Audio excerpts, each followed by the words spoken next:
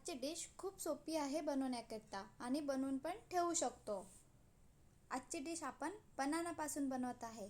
केळी सगळ्यांच्या घरी असतातच आणि अर्धा डझन आणले तरी पण आपल्या घरी एकाच वेळेला अर्धा डझन केळी संपत नाही, खूप पिकून जातात. म्हणून म्हटलं चला एक वेगळी रेसिपी आज आपण बनवूया. इथे मी 2 बनाना घेतलेले आहे. 2 बनानानुसारच पूर्ण साहित्य आपल्याला घ्यायचं आहे. 2 बनाना छान असं बारीक बारीक याच्यामध्ये कापून घेतलेला. छान असे बारीक तुकडे करून घेऊया.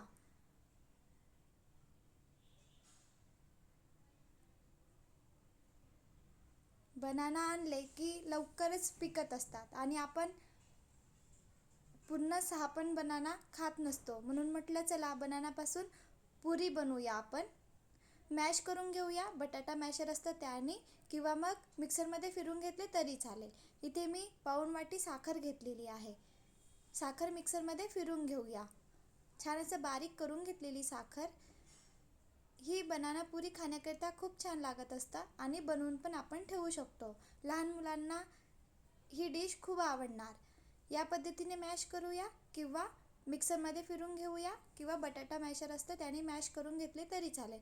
मी काय केलेलं मिक्सरमध्ये फिरून घेतलेलं आहे. छान असं बारीक करून घेतलेला. आता आपण 2 बनाना घेतलेले होते तर 2 वाटी गव्हाचं पीठ घेऊया. यामध्ये टाकूया विलायची पावडर. इथे मी विसरलेली आहे. इथे आपण पिठी साखर बनवून घेतलेली होती तर पाऊण वाटी पिठी साखर टाकायची आहे. जे गोड खात असेल त्यांनी साखरचं पिठीचं प्रमाण कमी जास्त करू शकता. मी इथे पाऊण वाटी टाकलेलं आहे आणि छान असं मिक्स करून घेऊया. गव्हाचं पीठ, बनाना, विलायची आणि पिठी साखर. बघा छान असं पीठ मी मळून घेतलेलं आहे. पाण्याचा वापर नाही करायचा. समजा वाटत असेल आपल्याला की बनाण्याची जी पुरी बनवून घेतलेली होती त्यामध्येच मी पूर्ण पीठ मळून घेतलेलं आहे, वाटत असेल की आपल्याला पीठ छान मळून होत नाही आहे तर आपण इथे दुधाचा वापर करू शकतो. मी जे 2 बनाना घेतलेले होते ते मोठ्या आकाराचे होते म्हणून मला इथे दुधाचा पण वापर करायची आवश्यकता नाही पडली. तुम्हाला वाटत असेल पीठ मळून होणार नाही तर तुम्ही इथे दुधाचा वापर करू शकता.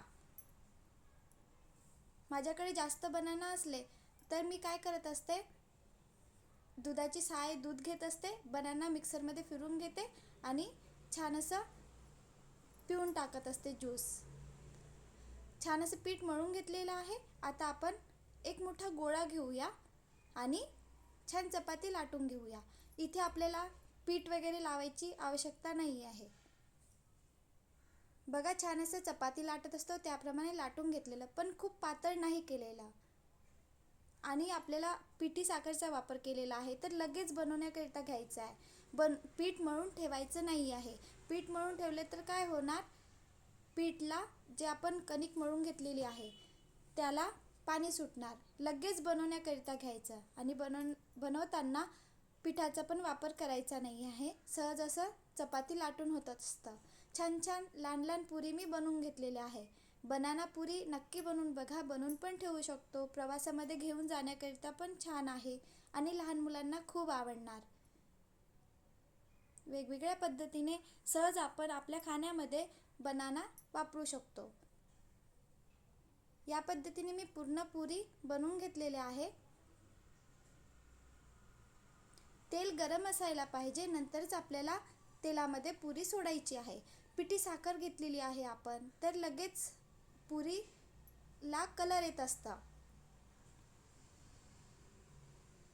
मी तेल गरम करून घेतलेला आणि आता तेलाचा गॅसचा पावर कमी केलेला आणि छान अशी पुरी मी तळून घेतलेली आहे. या पद्धतीने मी पूर्ण पुरी तळून घेतलेले आहे. प्रवासामध्ये पण घेऊन जाऊ शकतो. खाण्याकरिता खूप चविष्ट लागतं. इथे मी तेलाचा वापर केलेला आहे. इथे आपण तुपाचा पण वापर करू शकतो. मी तेलामध्ये पुरी छान तळून घेतलेल्या. सहज आपण आपल्या खाण्यामध्ये बनाना, केळी वापरू शकतो. या पद्धतीने मी पूर्ण पुरी तळून घेतलेल्या आहे.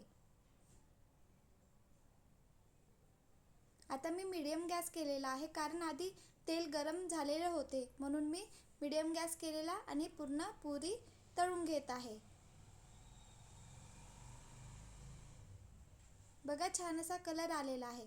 पीठ मळून ठेवायचं नाही. पीठ मळून झाले की लगेच पुरी बनवण्याकरिता घेऊया आणि लगेच तेलामध्ये किंवा तुपामध्ये, तुम्हाला तुपामध्ये पण तळायची असेल तर ही पुरी तळून घेऊ शकतो. बघा छान बनलेले आहे. एकदा नक्की बनवून बघा आणि ज्यांनी पण बनवलं असेल त्यांनी कमेंट करून सांगा. छान लागतात. Bye bye.